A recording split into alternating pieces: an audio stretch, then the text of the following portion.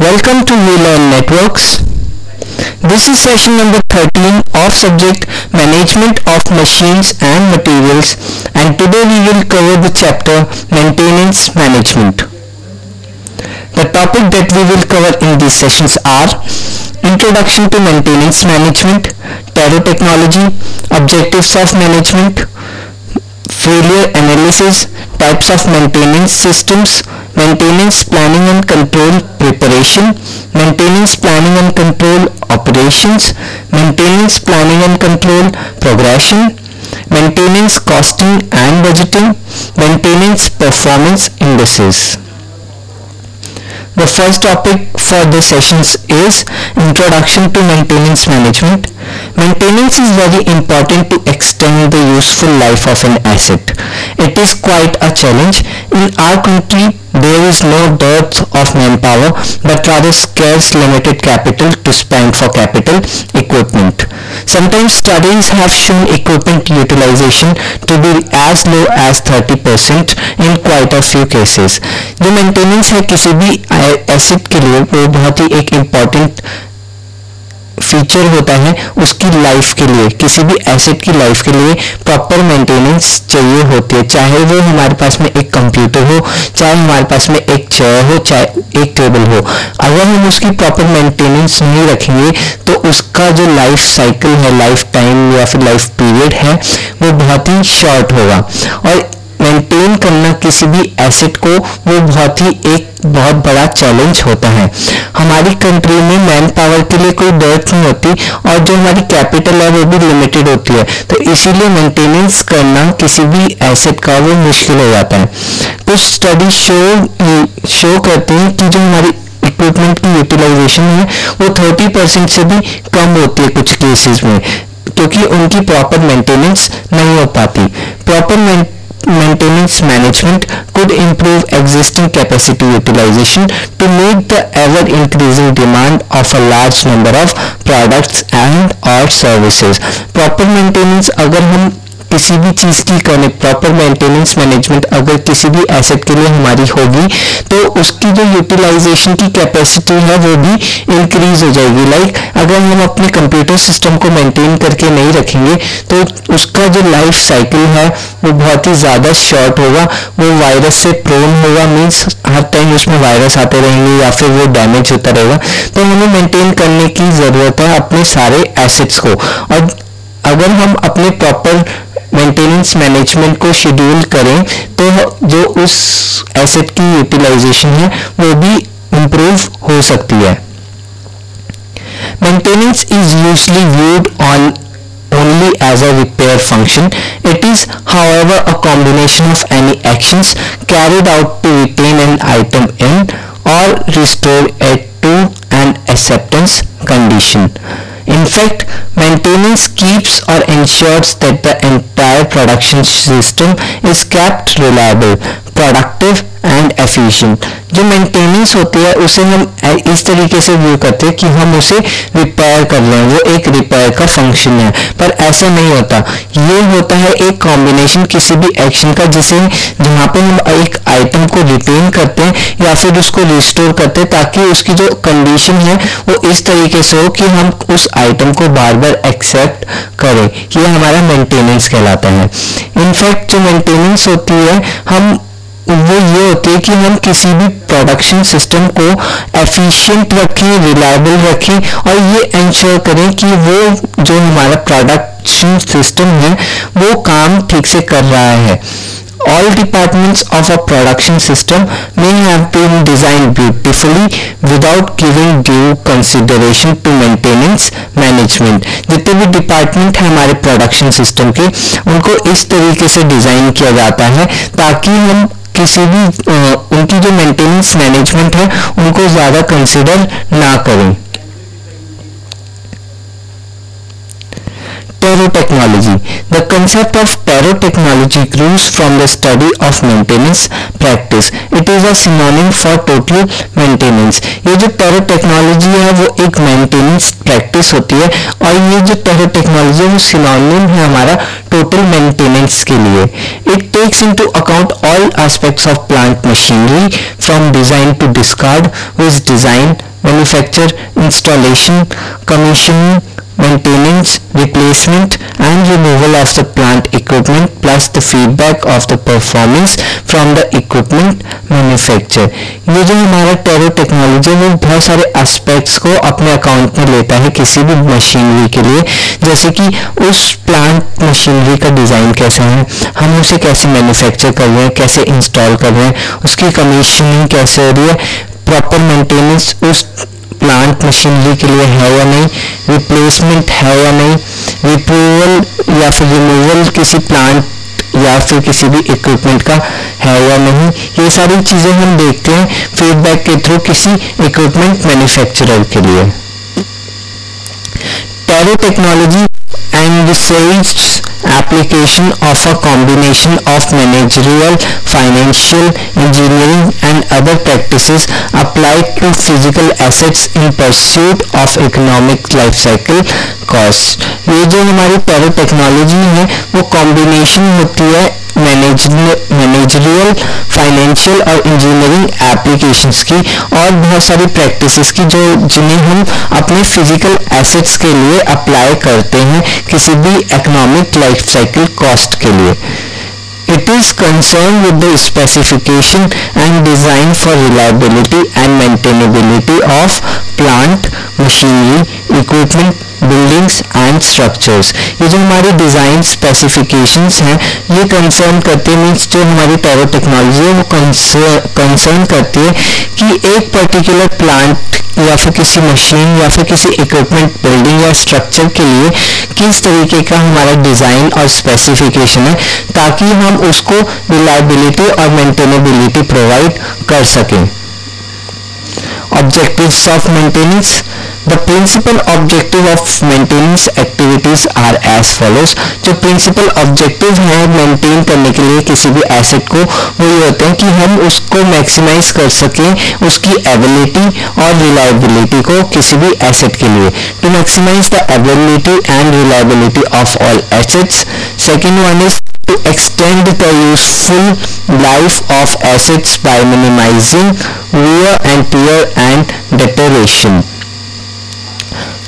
कि जो second point है वो ये कह रहा है कि हम किसी भी एसेट्स के लिए उसकी लाइफ साइकिल को एक्सटेंड करें बाय मींस ऑफ मेंटेनेंस, ताकि जो उसका वियर और टीयर या फिर उसका जो डिटेरियोरेशन है उसको हम मिनिमाइज करें. टू एंश्योर ऑपरेशनल रेडीनेस की मीन्स हमारा जो एसेट है वो प्रॉपरली ऑपरेट हो रहा है या फिर नहीं हो रहा, हम इसको एंश्योर करते हैं through maintenance. Next is to ensure the safety of personal using facilities, means कि हम इंश्योर करें मेंटेनेंस में ये भी हम इंश्योर करते हैं कि वो एसेट हमारी जो यूज़र है उसको कोई नुकसान ना पहुंचे, उसकी सेफ्टी हम इंश्योर करते हैं through maintenance. The reasons for improving maintenance methods include, जो reasons हैं हमारे maintenance के लिए वो हैं protecting the buildings and plant, हम अपनी buildings और plant को protect करके रखें. Increased utilization and reducing downtime, जो हमारी यूटिलाइजेशन है उसको इंक्रीज करें, किसी भी एसेट की जो यूटिलाइजेशन है उसको इंक्रीज करें और उसका डाउन टाइम मीन्स जो उसका फेलियर रेट है उसको भी रिड्यूस करें. इकोनोमाइजिंग द मेंटेनेंस डिपार्टमेंट मीन्स कि मेंटेनेंस डिपो को हम इकोनोमाइज करें, जो भी हमारे डेंट आते हैं किसी भी प्रोडक्ट पे उसको इकोनोमाइज करें. मैक्सिमाइजिंग यूटिलाइजेशन ऑफ रिसोर्सेज, जो हमारे पास में जितने भी एसेट्स हैं उनकी यूटिलाइजेशन को मैक्सिमाइज करें. मेंटेनिंग और सेफ इंस्टॉलेशन, जितनी भी इंस्टॉलेशन हम कर रहे हैं वो सेफ हो, मीन्स जो यूज़र किसी भी एसेट को यूज़ कर रहा है वो सेफ हो उस यूज़र के लिए. Preventing wastage of tools, spares and materials, जितनी भी हमारी वेस्टेज हो रही है किसी भी टूल की या स्पेयर की या मटेरियल की उनको हम प्रिवेंट करें और providing cost records for future budgeting. Cost records को भी हम प्रोवाइड करें, मीन्स मेंटेनेंस से हमारी कॉस्ट बचती है, तो उन रिकॉर्ड्स को हम फ्यूचर बजटिंग के लिए यूज करें। Failure analysis. This is the diagram which shows the failure analysis. This type of graph is known as bathtub graph. Means it's a curve like bathtub graph. जब हमारा product या फिर कोई भी asset बन रहा होता है उसका फेलियर रेट सबसे हाई होता है जिस टाइम पे वो बन रहा होता है, और इस ड्यूरेशन में उसका फेलियर रेट हम कम करने की कोशिश करते हैं। इसीलिए जो फर्स्ट हाफ है ए टू बी वो हमारा डाउनवर्ड्स जाता है। मीन्स कि जो हमारा जब एसेट अपनी इनिशियल स्टेज पे होता है उसका जो फेलियर रेट है वो सबसे ज़्यादा हाई होता है, क्योंकि उनमें बहुत सारे डिज़ाइन एरर्स या कंसेप्चुअल एरर्स होते हैं। जब वो प्रोडक्ट या फिर जो भाई हमारा एसेट डिज़ाइनिंग के बी फेज तक आता है, मीन्स जो हमारा वारंटी फेज होता है वहाँ तक आता है, तब क्या होता है कि हमारा जो वारंटी मीन्स उसमें क्या आता है, हम अपने एरर्स को मिनिमाइज कर देते हैं। जितने भी डिजाइनिंग फॉल्ट्स या कंसेप्चुअल फॉल्ट्स होते हैं उनको हम मिनिमाइज कर देते हैं। B2C वो पीरियड होता है जब जहाँ पे हमारा जो एसेट है वो प्रॉपरली वर्क कर रहा होता है, वहाँ पे हम प्रॉपर मेंटेनेंस दे रहे होते हैं और फेलियर रेट बहुत ही कम होता है। पर जैसे जैसे टाइम इंक्रीज होता है ये फेलियर रेट इंक्रीज हो जाता है। और एजिंग फेज में जब क्या होता है, जब हमारा एसेट बहुत ही पुराना हो जाता है, बहुत टाइम हो जाता है उसको यूज करते करते, एजिंग फेज जब आ जाती है उसकी सी और डी ड्यूरेशन में, तो उसके जो फेलियर रेट्स हैं वो इंक्रीज होना स्टार्ट हो जाते हैं। Failure analysis plays a vital role in taking decisions pertaining to maintenance planning and control for effective management subject to the budgetary constraining for such an activity। जो failure analysis होता है वो एक vital role play करता है और ये decision लेने में help करता है ताकि जो maintenance planning है हम उसको pertain करके रख सकें और जितने भी हमारे effective managements हैं उनको हम control करें budgeting constraints के according। It is important to identify the nature and occurrence of failure with respect to time। ये बहुत ही important होता है कि हम failure के nature को और उनकी occurrence को identify करें time to time, means किस area में failure हो रहा है और वो जो failure है वो किस वजह से हो रहा है ये हमें पता होना चाहिए। This will be highly significant in designing and ensuring adequate reliable performance। ये बहुत ही highly significant होता है किसी भी एसेट की डिजाइनिंग के लिए और ये इंश्योर करने के लिए कि वो रिलायबल परफॉर्मेंस दे रहा है या नहीं दे रहा। The failure rate is greater during the initial starting period of infancy, but after this initial phase is over, the failures are quite low। Type of maintenance system, बहुत सारी तरीके के हमारे पास में मेंटेनेंस सिस्टम्स होते हैं जैसे कि emergency maintenance,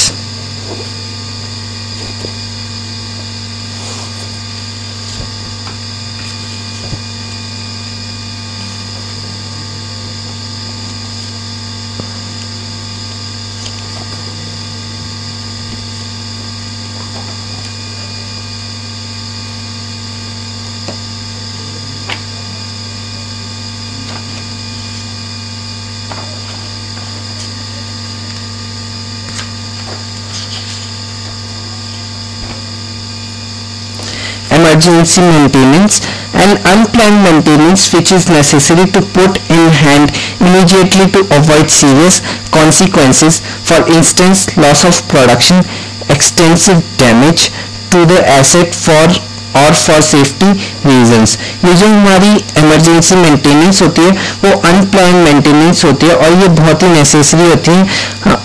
put in hand immediately means अगर कोई सीरियस प्रॉब्लम आती है तब ये जो इमरजेंसी मेंटेनेंस होती है हम वो करते हैं ताकि जो सीरियस कॉन्सिक्वेंसेस हैं उनको रिमूव कर सके या फिर उनको अवॉइड कर सके।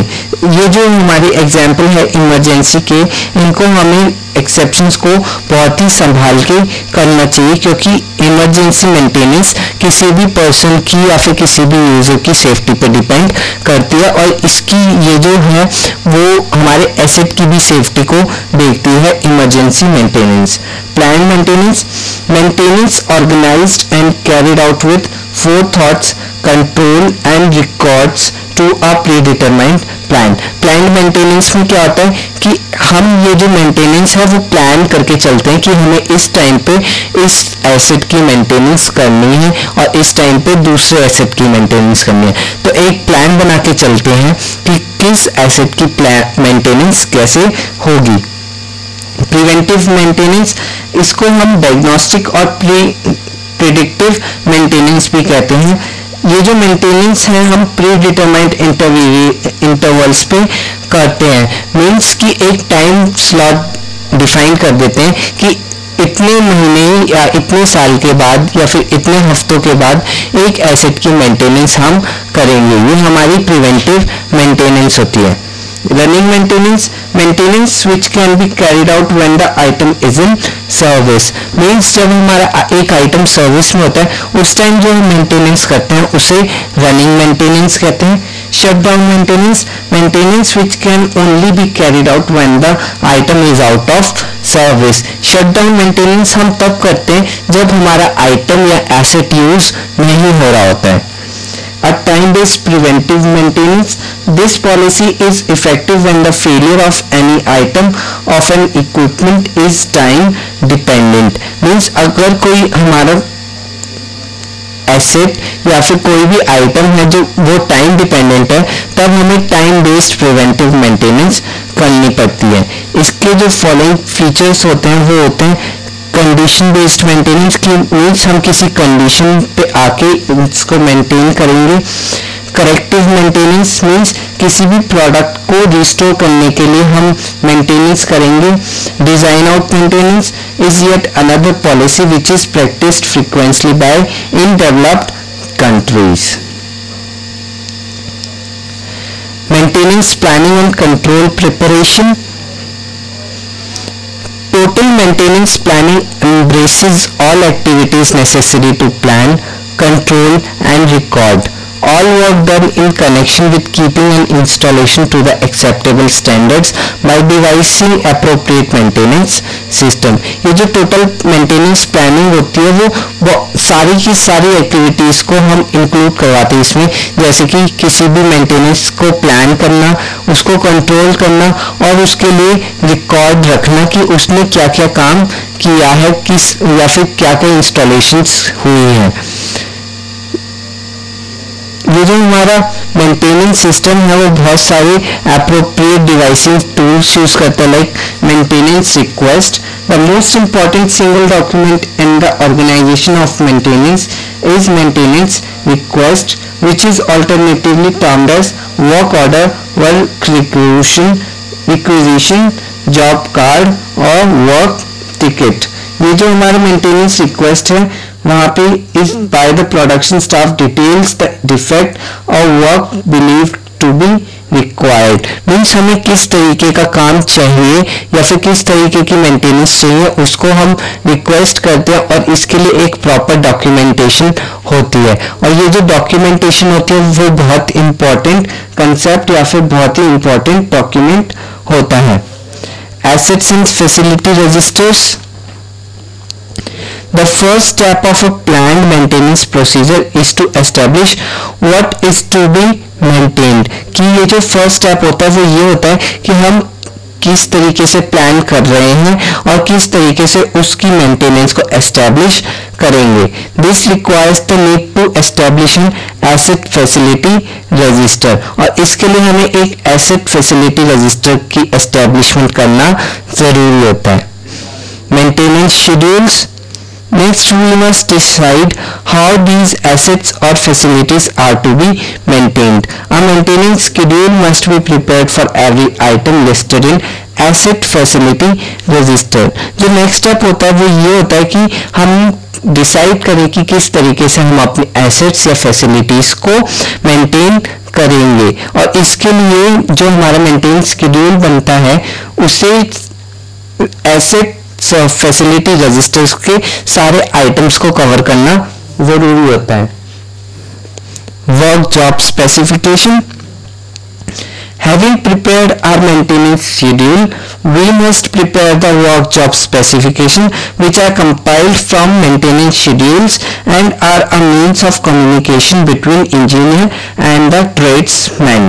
ये जो जब हम अपनी मेंटेनेंस शेड्यूल बना लेते हैं, प्रिपेयर कर लेते हैं, तो हमें वर्क जॉब स्पेसिफिकेशन को प्रिपेयर करना ज़रूरी होता है ताकि हम ये बता सकें कि मेंटेनेंस शेड्यूल में से कौन कौन क्या क्या चीज़ें करेगा और ये जो हमारा वर्क जॉब प्लान है या फिर वर्क जॉब स्पेसिफिकेशन है, ये कम्युनिकेशन प्रोवाइड करता है एक इंजीनियर और ट्रेड्समैन के बीच में कि कैसे काम होगा, ये वर्क जॉब स्पेसिफिकेशन बताता है।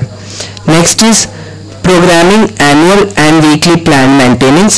Having prepared our maintenance schedule and build up workload from our job specification, we are now in position to commence the preparation of an annual maintenance program to decide when the planned productive maintenance job shall be carried out. हम यहाँ पे देखते हैं कि किस तरीके से हम अपनी मेंटेनेंस को एनुअली प्रोग्राम कर सकते हैं या फिर वीकली प्रोग्राम कर सकते हैं और इसके लिए हम प्रॉपर प्रोग्राम्स को जनरेट करते हैं। Inspection reports. जब हमारी मेंटेनेंस कंप्लीट हो जाती है तब हमें एक इंस्पेक्शन रिपोर्ट सेंड करनी होती है। One of the important form of maintenance is to carry out inspection at the right time and duly record the data so as to produce an inspection report. Next is history records. हमें जितने भी last planned maintenance हुई है उनके records भी check करने चाहिए। The last operation in our planned maintenance procedure is to build up a detailed historical record of the result of maintenance on every machine receiving it. Planned lubrication. Some form of lubrication routine is rightly considered to be an essential part of plant maintenance by most firms, yet this is a responsibility which is frequently relegated to an oiler greaser or who may have little or no training before providing the oil can or grease can or servicing supply of lubricants. Means जो हमारी lubrication का programme है उसे भी well planned होना चाहिए। ऐसा नहीं होना चाहिए कि कोई अनट्रेन्ड वर्कर इस प्रोसेस को वर्क कर रहा है। हमें ये देखना चाहिए कि हमारे वर्कर्स को प्रॉपर ऑयलिंग या ग्रीसिंग करने आती है या नहीं, ग्रीस गन चलाना आता है या नहीं, या फिर प्रॉपर लुब्रिकेशन मशीन्स को प्रोवाइड करवाना आता है या नहीं। लाइक हम एग्जांपल लेते हैं अपनी कार का कि हमारी कार में बहुत सारे तरीके के ऑयल्स चलते हैं। लाइक इंजन ऑयल अलग होता है, ब्रेक ऑयल अलग होता है। तो अगर किसी वर्कर को इंजन ऑयल और ब्रेक ऑयल में डिफरेंस नहीं पता तो हमारी जो कार है वो खराब हो सकती है due to different oil used for lubrication. Work priority कि जिस वर्क की या जिस एसिड की प्रायोरिटी सबसे ज़्यादा है हमें उसे सबसे ज़्यादा मेंटेन करके रखना चाहिए। Routine analysis, labour cost. Routine analysis क्या होता है? It is an essential to set up operational procedures for routine analysis of the result of maintenance work in order to improve the level of work planning and control through better control of resources in the form of labor and material। ये जो हमारी routine analysis होता है हम उसे check करते हैं हमारे ऑपरेशनल प्रोसीजर्स को कि किस तरीके से हम मेंटेनेंस को देख रहे हैं, उनको अंडरस्टूड कर रहे हैं या फिर उनको कैसे एनालाइज कर रहे हैं। The weekly analysis of direct maintenance labor is in hours number of jobs and indicates। ये जो हमारी वीकली एनालिसिस होती है वो डायरेक्ट मेंटेनेंस होती है लेबर्स के through in number of hours या फिर नंबर ऑफ जॉब्स में, और ये इंडिकेट करते हैं कि maintenance hours, activities and maintenance requires jobs bye cost centre, type of work and trade groups. जो भी हमारी वीकली एनालिसिस होती है वो इस फैक्टर पे डिपेंड करते हैं। और भी बहुत सारे फैक्टर्स होते हैं जैसे कि inspection reports by cost centre and trade groups. Next is total inspection report hours by trade group, means कितने घंटे में इंस्पेक्शन हुई है। Total down time by trade group, down time कितना है हमारे ट्रेड ग्रुप का। Booked time by cost centre, कि किस टाइम पे हमने मेंटेनेंस को रिकॉर्ड या फिर शेड्यूल किया है। Total booked time, unbooked time and clocked time by trade group. Unbooked time as a percentage of clocked time. Overtime hours worked and expressed as a percentage of clocked time. And last one is number of total wages of maintenance personnel employee ID by trade group. Work management, manning and workloading. Work management applied to maintenance may have advantages if applied in the right environment. Work management होता है तरीका जहाँ पे हम apply करते हैं maintenance को, ताकि बहुत सारी एडवांटेजेस को हम प्रोवाइड कर सकें एक सही एनवायरनमेंट में। पर जो हमारी मेंटेनेंस प्लानिंग और जो कंट्रोल टेक्निक्स होती है हमें उन्हें सबसे पहले अप्लाई करना चाहिए। Perhaps work sampling schemes could be employed to arrive at the total work content. Then accordingly appropriate planning levels could be estimated. An organization that has a clear-cut maintenance planning system would hopefully have a very small percentage of emergency occurrence. हम जो work sample scheme हम जो use कर रहे हैं, जिसको हमने apply किया है, उसे टोटल वर्क कंटेंट को अराइव करवाना चाहिए और इसी के अकॉर्डिंग हमें एप्रोप्रिएट मैनिंग लेवल्स को भी एस्टिमेट करना चाहिए कि हमारी कितनी मैन पावर लगेगी। An organization that has a clear-cut maintenance planning system, जिस ऑर्गेनाइजेशन के पास में प्रॉपर मेंटेनेंस प्लानिंग सिस्टम होता है, वहाँ पे हमें बहुत स्मॉल नंबर ऑफ इमरजेंसीज देखने को मिलती हैं। In such well-established planned productive maintenance situations, manning and workloading are not problematic. ये जो हमारी planned productive maintenance situations होती हैं किसी भी मैनिंग के लिए या फिर वर्कलोडिंग के लिए, वो प्रॉब्लमैटिक नहीं होती। Maintenance planning and control progression. Critical analysis. As maintenance records are being built up and sufficient statistical data become available, a point is reached when you can attempt to carry out some type of critical analysis. हमें critical analysis को time to time करते रहना चाहिए ताकि हम एक maintenance record को build कर सकें जिसमें हम सारा स्टैटिस्टिकल डेटा जितना भी हमारा उसे सफिशिएंट अमाउंट में अवेलेबल करवा पाए, ताकि अगर कोई ऐसा पॉइंट आए जहाँ पे इन चीज़ों की ज़रूरत है तो वो हमारे पास में पहले से ही हो। It would be seen that the Pareto principle comes in handy once again, which is the principle of significant few and trivial many.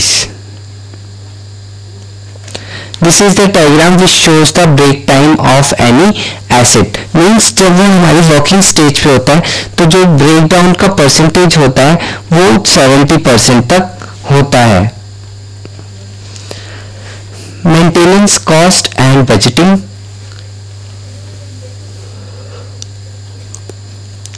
Costing and budgeting for the maintenance department embraces the provisions of financial information on labor and material expenditure.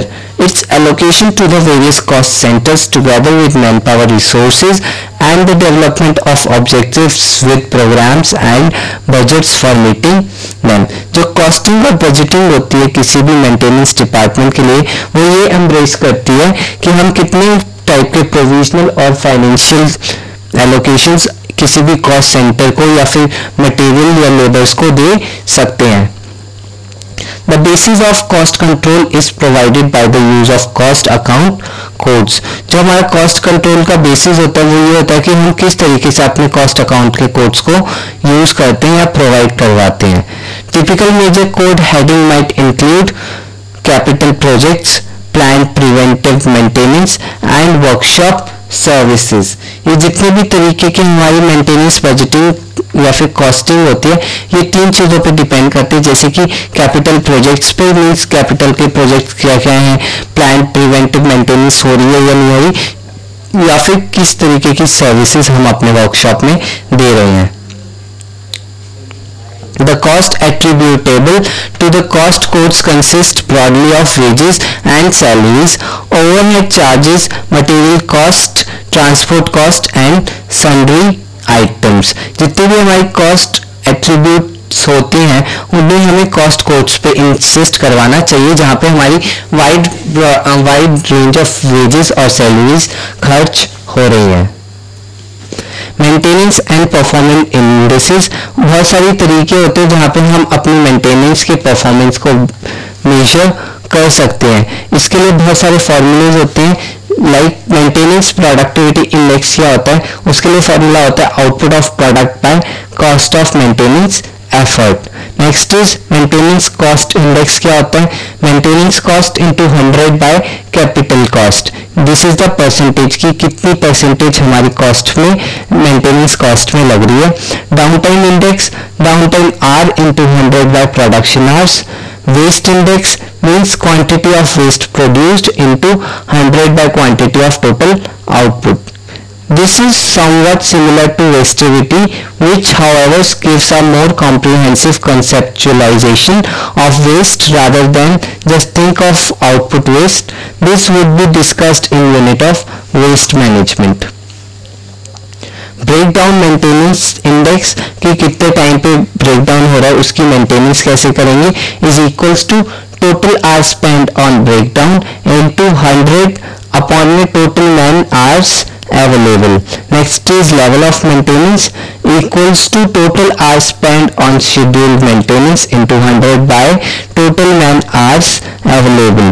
Next is inspection of effectiveness, जो हमने maintenance करी है वो कितनी effective है, उसके लिए जो स्टैंडर्ड्स है वो है standard minutes of work saved on improved inspection upon में total standard minutes of inspection carried out. Next is through inspection we should be able to reduce the volume of maintenance to lower possible extent, इसीलिए हम inspection maintenance करते हैं।